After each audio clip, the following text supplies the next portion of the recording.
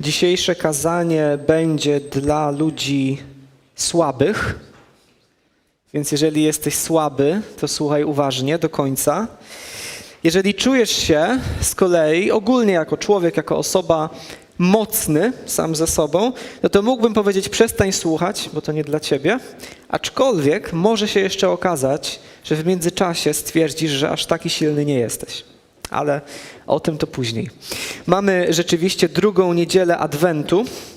W związku z tym przed nami druga część tej adwentowej serii kazań o 4 tytułach Mesjasza w księdze Izajasza w 9 rozdziale. Słowo Adwent oznacza przyjście. No i właśnie ten okres zwany Adwentem przypomina nam o oczekiwaniu na przyjście Jezusa. Z jednej strony Izrael czekał na obiecanego Mesjasza i to wspominamy, jakby przeżywamy na nowo. Z drugiej strony my też teraz czekamy na Jego powtórne przyjście. Nie będę szczegółowo o tym kontekście historycznym opowiadał, jak Adwent się kształtował, ale w dużym skrócie gdzieś w IV wieku chrześcijanie zaczynają obchodzić Boże Narodzenie, bynajmniej nie kopiując go z pogaństwa, to jest mit. I między IV a VI wiekiem kształtuje się zwyczaj właśnie takiego dłuższego duchowego przygotowania do tych świąt, żeby je przeżyć naprawdę w pełni. No i ten okres właśnie zostaje później nazwany Adwentem. Jest to coś, co powstało, no właśnie, IV-VI wiek, a więc dobry 1000 lat przed podziałem Kościoła Zachodniego na rzymski katolicyzm, na protestantyzm. Więc jest to nasza wspólna tradycja. Jeżeli ktoś by chciał więcej o tym pogadać, to oczywiście jestem chętny do rozmowy później. Dzisiaj się będziemy przyglądać drugiemu tytułowi Mesjasza, właśnie w 9 rozdziale Księgi Izajasza, w wersecie 5. Natomiast, żeby sobie przypomnieć kontekst tych słów, to przeczytam cały fragment od 1 wersetu do wersetu 6. Więc Księga Izajasza, 9 rozdział, od 1 do 6. Lud, który chodzi w ciemnościach, zobaczył wielką światłość. Mieszkańcom mrocznej krainy śmierci rozbłysła światłość. Pomnożyłeś naród, zwiększyłeś jego wesele. Rozweselili się przed Tobą, jak weselą się we żniwa, jak radują się, gdy dzielą łupy. Bo złamałeś jego ciężkie jarzmo, drąg na jego grzbiecie i pręt jego nadzorcy, jak w dzień pogromu Madianitów. Bo każdy but żołnierza hałasujący przy chodzie i płaszcz ubrudzony krwią pójdzie na spalenie, na strawę dla ognia. Ponieważ narodziło się nam dziecko, syn został nam dany, a na jego barkach spoczęło panowanie. Nazwano go imieniem Cudowny Doradca, Bóg Mocny, Ojciec Odwieczny, Książę Pokoju. Aby rozszerzyć jego panowanie w pokoju bez końca na tronie Dawida i nad jego królestwem, aby je utwierdzić i umocnić prawem i sprawiedliwością, odtąd i na wieki. Dokona tego gorliwość Pana zastępów. Prorok Izajasz od początku swojej księgi piętnuje Judejczyków za to, do jakiego stanu się doprowadzili. Mieli być narodem oddanym Bogu, wiernym Mu w ramach przymierza, które Bóg z nimi zawarł, ale raz za razem zawodzili, okazywali się niewierni i dlatego przyjdzie na nich sąd. Bóg mówi, że tak pokieruje historią, że zostaną najechani, wkrótce zaatakowani przez Imperium Asyryjskie, które jest na północnym wschodzie. I jedną z win Judejczyków, które Bóg im wypomina przez Izajasza i z powodu której ich czeka inwazja, jest ich pycha. To przekonanie, że są tak dobrze ustawieni, że nikt im nie podskoczy. No i dlatego Izajasz zapowiada między innymi w 2 rozdziale: pycha człowieka będzie poniżona, wyniosłość ludzka upokorzona. Tylko Pan się wywyższy w tym dniu. Przestańcie pokładać nadzieję w człowieku, który ma tylko tchnienie w swoich nozdrzach, bo cóż jest wart? Więc Judejczycy wkrótce już doświadczą swojej słabości bardzo dotkliwie. Tylko Bóg się okaże naprawdę mocny. Ale oprócz sądu Izajasz też wspomina nadzieję. I o tym jest ten nasz fragment od 1 do 6 wersetu. Po tej ciemności, która spadnie na Judę, nadejdzie wielkie światło. Urodzi się władca z dynastii króla Dawida, obiecywany od wieków, który zapanuje na zawsze, który zaprowadzi pokój, zaprowadzi sprawiedliwość. Mesjasz, tak go Żydzi zaczęli z czasem określać. No i tym obiecanym władcą, tym Mesjaszem, jak wierzymy jako chrześcijanie, jest Jezus Chrystus, właśnie narodzony w Betlejem 2000 lat temu. I ten jego tytuł, który dzisiaj omawiamy, Bóg mocny, 2 słowa, i też na 2 części podzielę pozostałą część tego kazania. Pierwszą część można by zatytułować Bóg się rodzi. Drugą część można by zatytułować Moc truchleje. Jako że Mesjasz miał być Bogiem mocnym, to najpierw skupimy się na Jego boskości, więc na tym, w co mamy wierzyć, na Jego temat. Później na Jego mocy i też, co za tym idzie, na tym, dlaczego Go potrzebujemy, jak On tę moc okazał i w jaki sposób okazuje tę moc także w naszym życiu. Więc Bóg się rodzi i moc truchleje. To w ogóle, że Izajasz nazywa tego obiecanego króla Bogiem mocnym, no to musiało być zaskakujące dla tych, którzy słyszeli to proroctwo po raz pierwszy. No bo czy ten tytuł rzeczywiście znaczy to, co zdaje się oznaczać? Że ten Mesjasz, ten król ma być po prostu Bogiem. Kiedy sięgniemy rozdział dalej, to zobaczymy, że sam Izajasz używa tego samego tytułu, Bóg mocny, na określenie Pana, czyli Jahwe, tego, który jest świętym Izraela, tak jak w wielu miejscach Biblii pojawia się takie określenie Boga, święty Izraela. No i to oznacza, że rzeczywiście w tym rozdziale 9 prorok zapowiada rzecz zdumiewającą. Cud nad cudami. Ten oczekiwany król będzie w jakimś sensie samym Bogiem. Bóg się urodzi. Jahwe, ten Pan, który nie ma początku, stanie się dzieckiem. No i my dzisiaj wiemy już, jak to się stało. To właśnie świętujemy w Boże Narodzenie. 700 lat po proroctwie Izajasza młoda Żydówka Maria otrzymała wiadomość od anioła, że chociaż jest dziewicą, to będzie matką Mesjasza, bez udziału mężczyzny. Absurd, jeżeli na to patrzymy przez pryzmat naszych ludzkich możliwości. Natomiast oczywiście to dziewictwo Marii nie było przeszkodą dla Boga, który stworzył cały wszechświat. Z niczego. Jeżeli już zakładamy, że istnieje Bóg, który wszystko powołał do istnienia i jest początkiem wszelkiego życia, to sprawienie, żeby dziewica poczęła i urodziła syna, nie jest dla niego niczym trudnym. No i to dziewicze poczęcie Jezusa, o którym też zresztą Izajasz mówi w pewnym miejscu, miało między innymi wskazywać na to, że ten Syn rzeczywiście przychodzi spoza tego świata. Że jest Bogiem mocnym, który stał się człowiekiem. No i my z perspektywy Nowego Testamentu już możemy wiedzieć, że z Bogiem Ojcem od zawsze był Jego Syn. Jego dokładne odbicie. Od zawsze. Nie miał początku. Wierzymy też w Ducha Świętego. Więc 3 osoby, a jednak jeden Bóg. I tak jakby to nie było samo w sobie dość niepojęte, to okazuje się, że ta druga osoba Trójcy Świętej, Syn Boży, staje się człowiekiem, przyjmuje człowieczeństwo, nie przestając być Bogiem jednocześnie. I ci, którzy Go otaczali w różnym stopniu, w różnych momentach, coraz bardziej zdawali sobie z tego sprawę.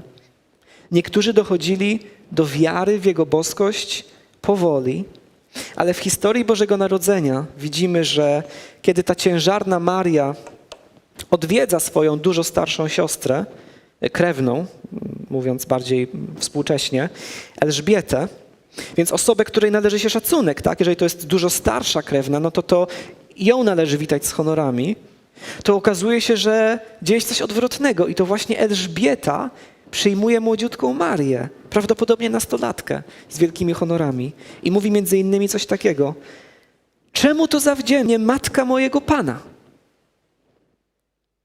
Bo Maria już wtedy jest matką Boga Mocnego, bo ten Bóg stał się zarodkiem. i stał się płodem i później noworodkiem. Jak to opisać? Czy to się da w ogóle wyjaśnić? No myślę, że to nie jest możliwe, ale bardzo lubię jedno porównanie, jedną metaforę, która pomaga nam chociaż trochę zrozumieć, co tutaj się dzieje. I nieraz już tej metafory używaliśmy, więc część z was na pewno już będzie ją znała. Wyobraź sobie, że piszesz powieść. Powoli budujesz świat, o którym chcesz opowiedzieć. Wprowadzasz bohaterów, rozwijasz ich, przeprowadzasz przez kolejne wydarzenia. Ale w pewnym momencie, kiedy uznajesz, że historia już doszła do odpowiedniego etapu, umieszczasz w tej powieści samego siebie. Opisujesz siebie jako bohatera we własnej książce. Wchodzisz w interakcję ze swoimi bohaterami, jakby zniżasz się do ich poziomu. I z jednej strony pozostajesz pisarzem siedzącym przy swoim biurku i tworzącym cały ten świat. Z drugiej strony jesteś tam, w tej opowieści. Tak samo jak oni. To trochę tak jest z wcieleniem Syna Bożego. Bóg, który jest autorem całej naszej historii, wpisał samego siebie w nią jako jednego z bohaterów. Albo raczej jako głównego bohatera całej historii. Różnica jest oczywiście taka, i każde porównanie rozumiemy, że jest ograniczone, tak? Nie jest doskonałe, no bo różnica jest taka, że autor powieści istnieje naprawdę, postaci w jego książce nie. My jako Boże stworzenia istniejemy naprawdę, jesteśmy prawdziwi, ale Bóg jest jakby jeszcze bardziej prawdziwy niż my, bo jest odwieczny i prawdziwie stał się jednym z nas. Więc jeśli w święta Bożego Narodzenia nie poświęcisz choćby 1 godziny, żeby nad tym pomyśleć, jeżeli będziesz tak zajęty wszystkim innym, a wiemy, że w święta nie brakuje zajęć najróżniejszych, niby czas odpoczynku, różnie z tym bywa. Ale jeżeli będziesz tak zajęty wszystkim innym, że w ogóle nie dojdzie do ciebie to, że odwieczny Bóg stał się człowiekiem, takim jak ty, to te święta po prostu zmarnujesz. To psu na budę, święta Bożego Narodzenia. Może będzie fajnie, bo rodzina, bo jedzenie, bo atmosfera, bo wigilijka Egze 14 grudnia o 17:30 tutaj. Będzie fajnie. Ale to troszeczkę tak, jakby pojechać do najpiękniejszego miejsca na świecie i przez cały tydzień nie wychodzić z pokoju hotelowego. To będzie takie marnotrawstwo tego czasu. Boże Narodzenie jest po to, żebyś się na nowo zachwycił Chrystusem, albo może po raz pierwszy zachwycił się Chrystusem, odwiecznym Bogiem, który stał się taki jak ty. Bóg się rodzi. Moc truchleje. Skąd takie określenie? No Bóg, który miał się narodzić, miał być Bogiem mocnym i Judejczycy potrzebowali to usłyszeć. W tej sytuacji, w której te słowa do nich trafiają. Popadli w pychę, czuli się samowystarczalni, to znaczy czuli, że nie potrzebują Boga, a jednocześnie też mieszkali w cieniu tej rosnącej potęgi Asyrii. No i wkrótce, tak jak powiedzieliśmy na początku, mieli bardzo dotkliwie doświadczyć tej własnej słabości, tego, że wcale nie są tacy wspaniali. Ale Mesjasz, który miał się urodzić, Mesjasz miał być silniejszy niż wszelkie imperium, wszelka armia i przez swoją moc miał zaprowadzić pokój trwający wiecznie. I wiecie, gdyby nas dzisiaj zaatakowała taka armia asyryjska, no to pewnie na nas by to nie zrobiło jakiegoś wielkiego wrażenia, te 2500 lat później. Gdyby nas zaatakowało jakieś współczesne mocarstwo, no to moglibyśmy liczyć na przetrwanie przy wsparciu jakichś innych światowych sił, tak? Natomiast co zrobić, kiedy naszymi wrogami są potęgi nadludzkie, nadziemskie? I nie mówię o kosmitach, jakby co. Co jeśli próbują cię zniszczyć siły, których nie możesz okiełznać? Nie możesz prowadzić z nimi rozmów pokojowych. Nie możesz ich zmanipulować, zaszantażować. Co wtedy? No bo jeżeli jesteśmy ludźmi wierzącymi, nadziemskie O. Pierwszy raz się sam siebie przestraszyłem. Jeżeli jesteśmy ludźmi wierzącymi, jeżeli staramy się Bogu być posłuszni, to jesteśmy w stanie wojny właśnie z siłami takiego kalibru, nadziemskimi i nadludzkimi. Jeżeli ufamy Chrystusowi, jesteśmy w stanie wojny. Jeżeli Bóg jest nam obojętny, to jesteśmy po prostu przez te siły zdominowani i nie możemy się od nich uwolnić. Jakich wrogów mam tutaj na myśli? No, Nowy Testament wskazuje nam 3. I myślę, że kiedy będę o tym mówić, to jest coś, co jest bliskie temu, co każdy z nas doświadcza jako człowiek. No bo po pierwsze, nie jest trudno nam odkryć, że w nas samych mieszka jakby jakaś siła, która działa na naszą szkodę. Bo im bardziej próbujesz postępować zgodnie z Bożymi zasadami, tym bardziej coś w tobie sprzeciwia się temu. Próbuje cię od tego odwieść, przekonać cię do jakichś łatwiejszych rozwiązań, do przyjemniejszych rozwiązań. Jest w tobie coś takiego. I tę siłę Biblia nazywa ciałem. Chociaż to nie jest nasze fizyczne ciało, po prostu to nie chodzi o to, że wystarczyłoby się pozbyć tego, co materialne, już by było super. Nie chodzi o to, ale ciało w sensie wszystkich tych obecnych w nas naturalnych pragnień, tej skłonności do buntowania się przeciwko Bogu. To jest nasz pierwszy wróg. Jest w nas samych. My jesteśmy swoim wrogiem. Ale po drugie, Biblia też pokazuje nam, że zło dziejące się wokół nas ma swoje źródło nie tylko w nas samych, ale także w świecie duchowym, czymś na zewnątrz nas. I większość kultur w historii świata była tego świadoma. Nasza kultura coraz częściej o tym nie pamięta i zachowuje się tak, jakby to, co materialne, było wszystkim. Ale istnieje ktoś taki jak szatan. Istnieją jego aniołowie, zbuntowani, potężniejsi od nas, kuszący nas do zła. Szatan schwytał nas w pułapkę. My się daliśmy złapać jemu jak mysz na kawałek sera. On ma na ludzkość przemożny wpływ. I co więcej, skoro już udało mu się nas schwytać, wciągnąć nas w bunt przeciwko Bogu, to co się wydarzyło przed wiekami z Adamem i Ewą, w czym też my wszyscy mamy swój udział, to skoro już mu się to udało nas w to wciągnąć, teraz próbuje oskarżać nas przed Bogiem i domagać się naszego potępienia. Najpierw skusił nas do zła, a teraz mówi, skoro oni są źli, to zasługują na karę. No i w końcu, siłą, przed którą każdy człowiek musi się ugiąć, bez wyjątku i każdy prędzej czy później sobie to uświadamia, jest śmierć. No bo w tym życiu możemy być silniejsi albo słabsi, ale śmierć ostatecznie przekreśla nasze wielkie plany, kładzie kres wszystkiemu i nie ma na nią mocnych. Największe imperium musi przed nią się ugiąć. Więc tacy są wrogowie, z którymi musimy się mierzyć. Skłonność do zła, której nie mogę sam z siebie usunąć, duchowe, osobowe zło wokół mnie, które jest do mnie wrogo nastawione i wreszcie koniec i rozkład wszystkiego, co żyje. No i dopiero z tej perspektywy widzimy, jak bardzo potrzebujemy Boga mocnego. Problemem nie jest po prostu armia tego czy tamtego imperium. I po wielkich zapowiedziach Izajasza o nadchodzącym świetle, o zwycięstwie, o królestwie bez końca, spodziewalibyśmy się czegoś naprawdę spektakularnego, bo narodziny cudownego doradcy, Boga mocnego, no to na pewno zrobi wrażenie na całym świecie, tak? Jeżeli to ma być ktoś nie tylko mocniejszy niż Asyria, ale mocniejszy niż moje ciało i niż diabeł i niż śmierć, no ale wiemy, co widzimy, kiedy 700 lat po Izajaszu rodzi się Mesjasz. Znamy tę historię. Też temu służą te święta, żebyśmy do niej wracali. Ten Mesjasz rodzi się nie w pałacu, ani nawet nie w rodzinnym domu, tylko rodzi się w podróży.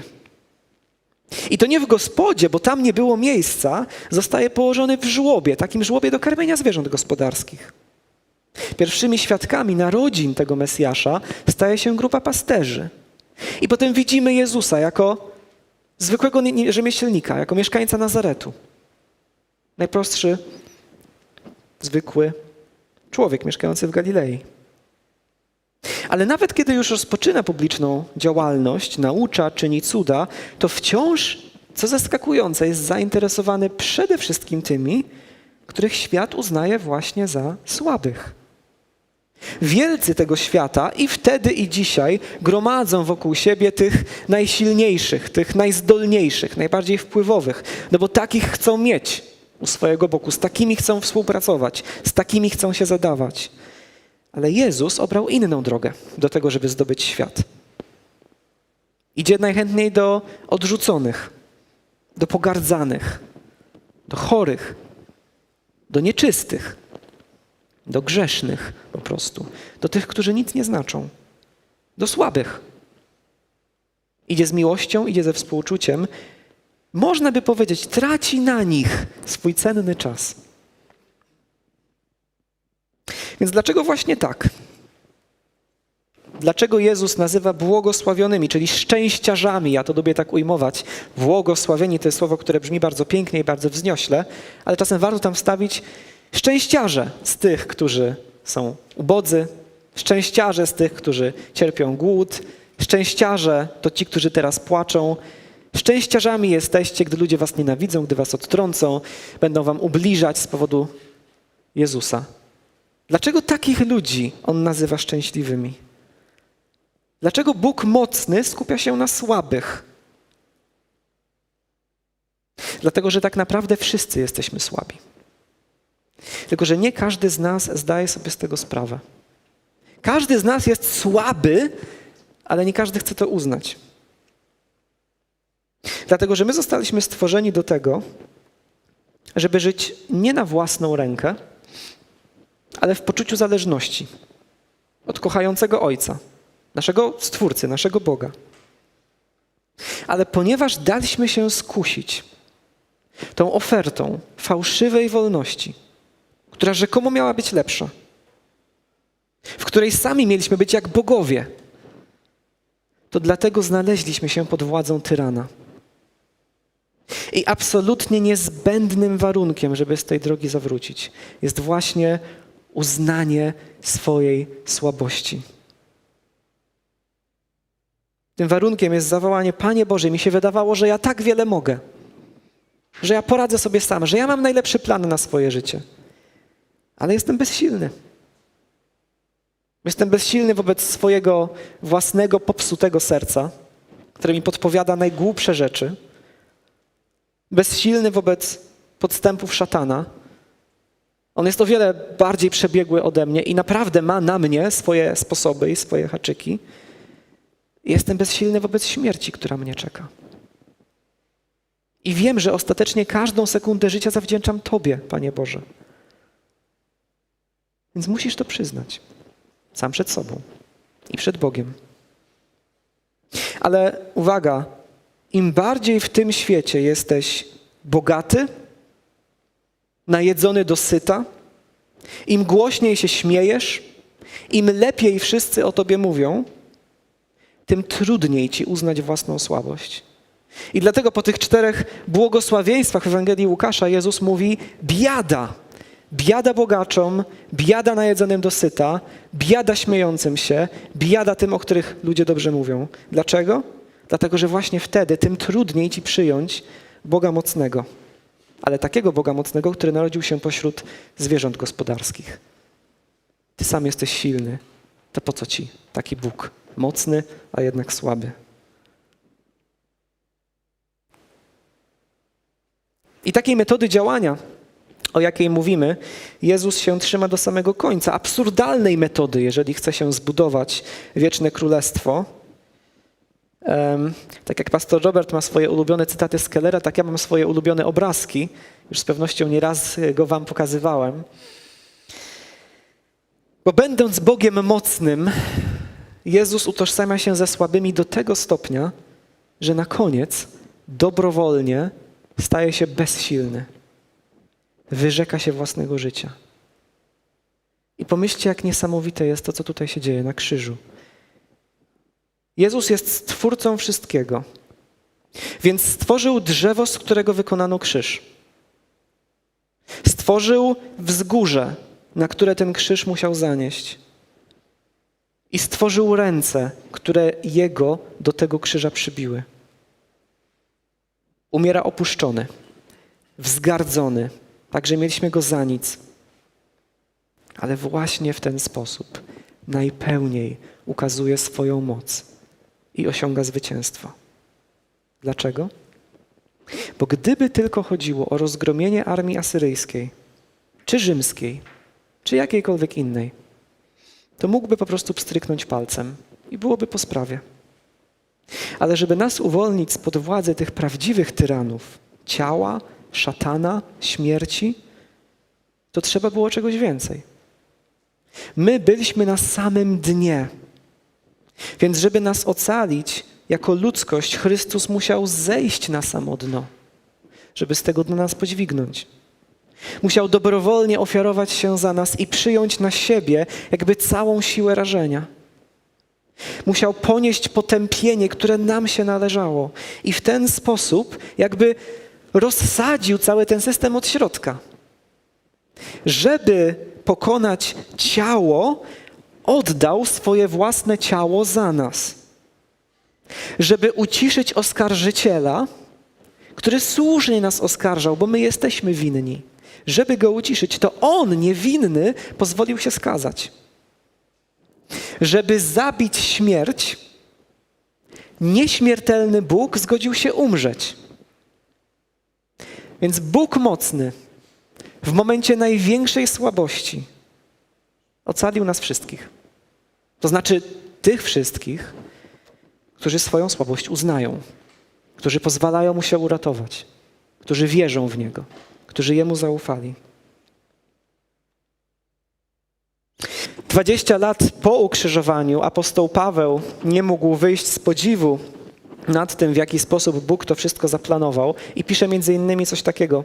Gdy Żydzi domagają się znaków, a Grecy szukają mądrości, my głosimy Chrystusa ukrzyżowanego, który jest zgorszeniem dla Żydów, głupstwem dla pogan, ale dla tych, którzy są powołani, zarówno dla Żydów, jak i Greków, Mesjaszem, mocą Boga i mądrością Boga.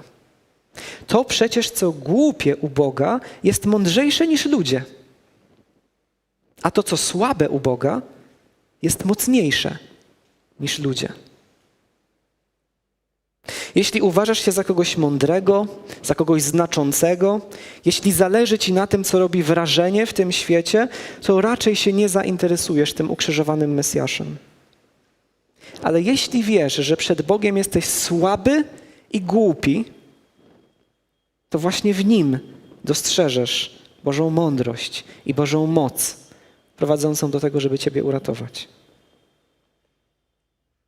Potem w drugim liście do Koryntian apostoł Paweł wraca do tematu naszej słabości i Bożej mocy i pokazuje, jak to wszystko działa w Jego, że mamy takiego Mesjasza, to naprawdę zmienia wszystko. I Paweł pisze tak. Po to, abym nie wynosił się zbytnio, został mi dany cierń dla ciała, wysłannik szatana, żeby mnie policzkował, abym się zbytnio nie wynosił. 3-krotnie prosiłem Pana, aby go oddalił ode mnie, lecz powiedział mi, wystarczy ci mojej łaski. Moc bowiem osiąga swój cel w słabości. Więc Paweł mówi tutaj o jakimś cierniu, o jakimś utrapieniu, które Bóg dopuszcza w jego życiu, żeby go chronić przed byciem wyniosłym. Żeby Paweł sobie nie pomyślał, że jest kimś tak wspaniałym, tak wyjątkowym. Nie wiemy, co to dokładnie było, ale jakieś cierpienie, jakieś utrapienie, które Bóg w jego życiu umieścił. I Paweł prosi Chrystusa, żeby został od tego uwolniony, ale otrzymuje odmowę. Wystarczy mu łaska. Boża moc osiąga swój cel w słabości. Jakie to są dziwne słowa. I dalej Paweł wyciąga z tego taki wniosek. Najchętniej więc będę się chlubił z moich słabości, aby zamieszkała we mnie moc Chrystusa.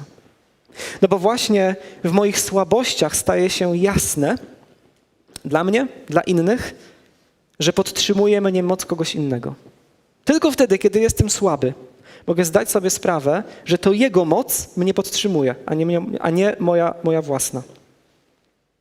No i dlatego Paweł idzie jeszcze dalej i mówi w 10 wersecie: upodobałem sobie słabości, obelgi, niedostatki, prześladowania i uciski z powodu Chrystusa, bo gdy nie domagam, wtedy jestem mocny. Bo to właśnie doświadczenie naszej słabości wybija nas z takiej iluzji, że my sami sobie poradzimy najlepiej, że wszystko sami sobie zawdzięczamy. My musimy odczuć własną niemoc, żeby poznać moc Bożą. I kiedy Bóg mocny ratuje słabych, to staje się jasne, że to jest Jego zasługa, a nie nasza. Więc kiedy myślisz o samym sobie dzisiaj, to tak w głębi serca uznajesz się za mocnego czy za słabego?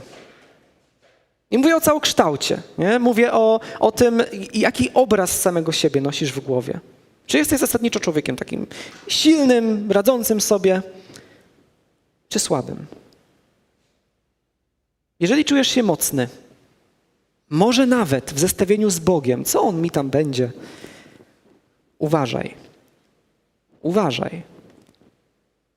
Bo jeżeli swoją tożsamość opierasz na tym, że jesteś człowiekiem sukcesu, wszystko jedno, jak ten sukces rozumiesz, to Bóg nie cofnie się przed niczym, żeby rozbić fałszywe wyobrażenie, jakie masz sam o sobie.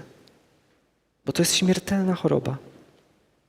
To prowadzi do śmierci wiecznej. Taka ułuda, że ja sam, bez nikogo. Gdybyśmy mieli Boga, który nas kochałby tak tylko trochę, tak bez przesady, tak by nas kochał, ale tak wiecie, troszeczkę na odległość, no to taki Bóg mógłby nas tak trochę ostrzegać przed konsekwencjami naszych wyborów i postaw, no ale tak ostatecznie to by mu zależało na tym, żebyśmy się wszyscy dobrze bawili, żebyśmy wszyscy byli zdrowi i weseli i bogaci. Ale jeżeli mamy Boga, który kocha nas pełnią miłości, który jest miłością i który chce dla nas radości wiecznej, to taki Bóg z taką miłością do nas nie cofnie się przed niczym, żeby nas uratować od iluzji, że możemy być samowystarczalni i mocni, niezależnie od Niego. Kiedy widzimy mężczyznę, który puszcza się biegiem za jakimś dzieckiem jadącym na rowerku, chwyta je w ruchu za ubranie, podnosi w powietrze, nie zwracając uwagi na krzyk, na płacz, no to możemy go uznać za brutala, dopóki nie zauważymy, że to dziecko jechało prosto pod rozpędzony samochód. I podobnie Bóg użyje wszelkich dostępnych środków, a naprawdę wszystkie środki są na wyciągnięcie Jego ręki, użyje wszelkich możliwych środków, żeby wpajać ci tak często, jak tego potrzebujesz, że nie jesteś silny i niezależny. Niezależność od Boga, który jest jedynym źródłem życia, prowadzi do śmierci.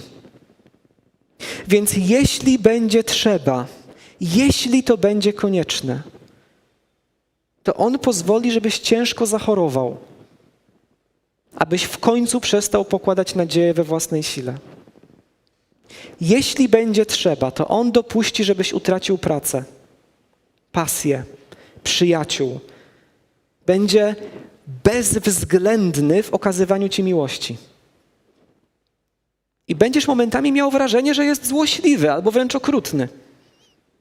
Ale On będzie pracował nad tobą niestrudzenie, aż wykorzeni z twojego serca wszystko, co złe, żebyś mógł się cieszyć radością wieczną z Nim, a nie wiecznym użalaniem się nad sobą, ponieważ próbowałeś być silny i niezależny. Ten stan Biblia nazywa piekłem. Natomiast jeżeli czujesz się słaby dzisiaj, to podnieś głowę. Bo jeżeli ufasz Jezusowi, to masz takiego Boga, który chociaż jest najmocniejszy ze wszystkich, to zniżył się do najsłabszych, żeby właśnie w taki sposób nas ocalić przed wrogami nie do pokonania. Nie musisz udawać silniejszego niż jesteś. Przyjdź z tą swoją słabością do Boga. Proś Go, żeby pomagał ci polegać na Nim w każdej słabości, na Jego mocy. I żeby przejść przez każdą słabość, nawet największą, ty nie potrzebujesz wiedzieć, w jaki sposób On poradzi sobie z siłami, z którymi teraz się mierzysz. Części z tych planów ty byś w ogóle teraz nie zrozumiał. One są zbyt skomplikowane, zbyt złożone, zbyt dalekosiężne. Za mała moja głowa na to, żeby rozumieć, co Pan Bóg zamierza przez to wszystko, przez co mnie przeprowadza. Ale potrzebujesz tylko jakby czuć uścisk Jego ręki. Takiej kochającej i silnej ręki. To znaczy, wystarczy, że będziesz iść naprzód z tym przekonaniem, że wszystko, co cię spotyka w tej słabości, jest elementem planu dobrego Ojca, kochającego Ojca, który ma na celu twoje dobro. Jeżeli się będziesz trzymał tej Jego ręki, to po przejściu przez nawet największą słabość, teraz możesz sobie tego nawet nie wyobrażać, ale kiedy już przez to przejdziesz, to powiesz, słuchajcie, ja w sumie nie wiem, jak ja dałem radę. Gdyby to się wszystko opierało na moich siłach, to by dawno runęło. Ale Pan Bóg mnie podtrzymał. I poznasz Go tak blisko, jakbyś Go w życiu nie poznał, bez tego doświadczenia.